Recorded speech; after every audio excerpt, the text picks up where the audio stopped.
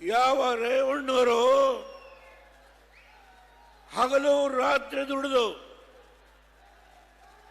ಈ ಜಿಲ್ಲೆಯ ಪ್ರಗತಿಗೆ ಹೋರಾಟ ಮಾಡಿದ್ದು ಅವನ್ನ ತುಳಿಲೇಬೇಕು.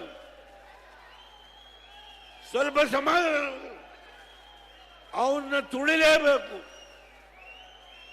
ನನ್ನ ಮನೆಯಲ್ಲಿ ನಾನು ಎರಡನೇ ಮಗಳು ಶೈಲಜಾ ಅವರ ಮನೆಯಲ್ಲಿ ಇರ್ತೇನೆ. ಆ ಮನೆಯಲ್ಲಿ ರೇವಣ್ಣ ಕೂತಿದ್ದಾನೆ.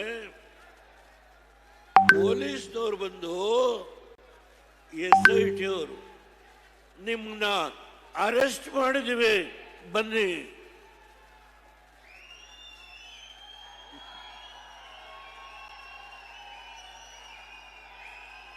ನಿಮ್ಮನ್ನ ಅರೆಸ್ಟ್ ಮಾಡಿದ್ದೀವಿ ಬನ್ನಿ.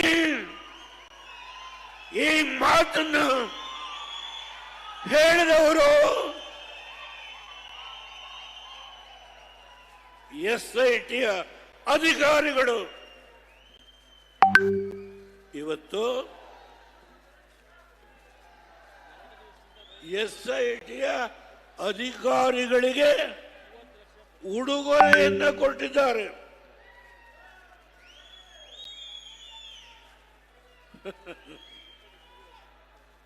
ಈ ರಾಜ್ಯದ ಆಡಳಿತದ ಚುಕ್ಕಾಣಿಯನ್ನು ಹಿಡಿದಿರತಕ್ಕಂಥ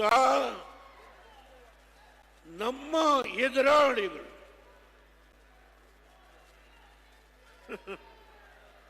ಹೇಳ್ತಾರೆ, ಇವತ್ತು ರೇವಣ್ಣವ್ರನ್ನ ಮುಗಿಸ್ಲಿಕ್ಕೆ, ರೇವಣ್ಣವ್ರನ್ನ ಕುಟುಂಬವನ್ನು ಮುಗಿಸ್ಲಿಕ್ಕೆ ಯಾವ SIT ಅಧಿಕಾರಿಗಳಿದ್ದಾರೋ ಅವರಿಗೆ ಉಡುಗೊರೆಯನ್ನು ಕೊಟ್ಟಿದ್ದಾರೆ.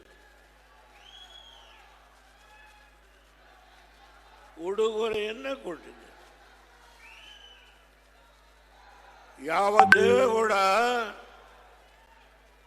ನನಗೆ 93 ವರ್ಷ ವಯಸ್ಸು. ಈ ಆತ್ಮ ಇದೆಯಲ್ಲ, ಈ ಆತ್ಮ ಸ್ವಚ್ಛವಾಗಿದೆ. ಯಾರ ಹಂಗಿಗೆ ನಾನು ತಲೆಬಾಗಲಿಲ್ಲ. ದುಡಿದಿದ್ದೇನೆ, ಕಷ್ಟಪಟ್ಟಿದ್ದೆ. ನನ್ನ ಜಿಲ್ಲೆಯಲ್ಲಿ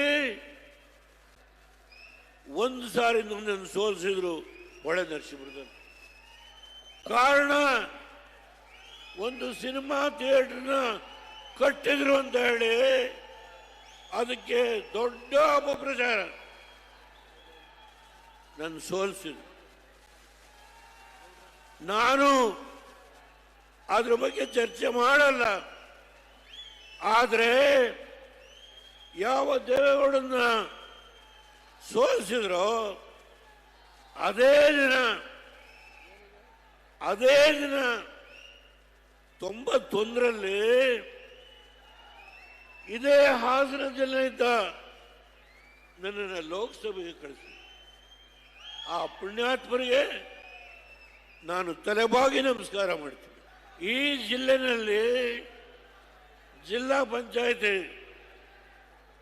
ಡೈರಿ, ಜಿಲ್ಲಾ ಬ್ಯಾಂಕು, ಇವತ್ತು ಯಾವುದೇ ಸಂಸ್ಥೆಗಳಿರಲಿ ಅವೆಲ್ಲವನ್ನ ನಿಮ್ಮೆಲ್ಲರ ಬೆಂಬಲದಿಂದ ಪ್ರತಿಯೊಂದು ಜಾತಿಗೆ, ಪ್ರತಿಯೊಂದು ಸಮುದಾಯಕ್ಕೆ ಅವರಿಗೆ ಶಕ್ತಿಯನ್ನು ಕೊಟ್ಟು ಅವ್ರನ್ನ ಗೆಲ್ಲಿಸ್ಕೊಂಡು ಬರೋದ್ರ ಮುಖೇನ ಈ ಜಿಲ್ಲೆಯಲ್ಲಿ ಜಾತ್ಯತೀತ ಜನತಾದಳ ಪ್ರಬಲವಾಗಿದೆ.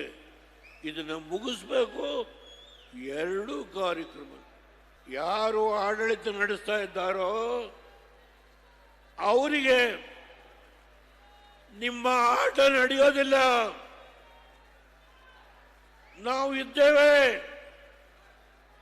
ಕುಮಾರಸ್ವಾಮಿ ಅವರಿಂದ, ರೇವಣ್ಣವರಿಂದ ನಾವು ಇದ್ದೇವೆ, ಬದುಕಿದ್ದೇವೆ. ನಾವು ನಿಮ್ಮನ್ನ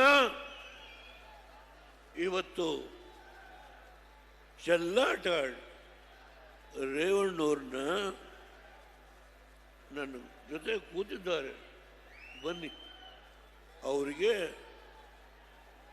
ಇವತ್ತು ಉಡುಗೊರೆ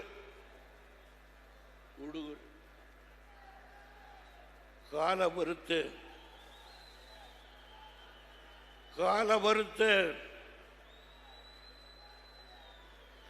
ಈ ಮಾತನ್ನ ಹೇಳುವಾಗ ನನಗೆ ದೈವದಲ್ಲಿ ನಂಬಿಕೆ ಇದೆ. ಕಾಲ ಬರುತ್ತೆ, ಕಾಯಿರಿ, ಸ್ವಲ್ಪ ಕಾಯಿ.